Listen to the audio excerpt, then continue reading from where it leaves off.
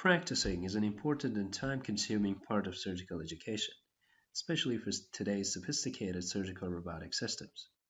Therefore, there is a lot of interest in enhancing current training methods.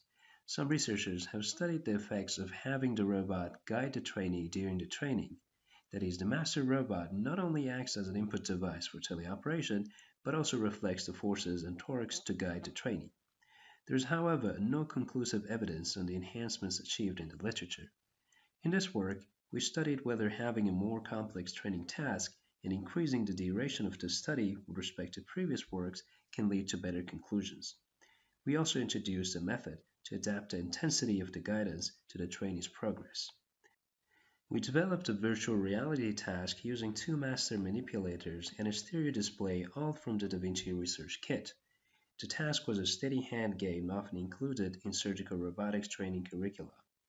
In this task, the trainee moves a ring along a curved wire pathway while attempting to avoid the ring and wire making contact. In each repetition, the subject had to grasp a ring from the right side of the wire with a right-hand tool, carry it to the middle of the wire, and transfer the ring to the left tool, and finally carry the ring to the left end of the wire. 16 novice subjects divided in two groups participated in the study. One group received no guidance, while the other group did. Each subject participated in 10 training sessions, 2 sessions per day. The robotic assistance in previous studies was modulated as a step. In this work, we gradually decreased the intensity of the assistant. This decrease was, however, different for each trainee. In each trial, the intensity of the assistance was calculated as a function of trainee's recent performance, last session's performances, and last assistance intensity provided to that trainee. Here we see how the intensity of the guidance was changed for all subjects of the assisted group.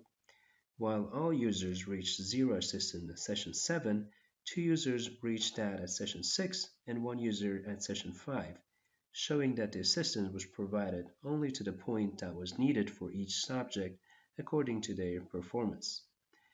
The overall learning curve shows that the assisted group reached higher performance quickly, which is thanks to the assistance. But as the assistance fades, the trainees manage to retain that high performance nevertheless.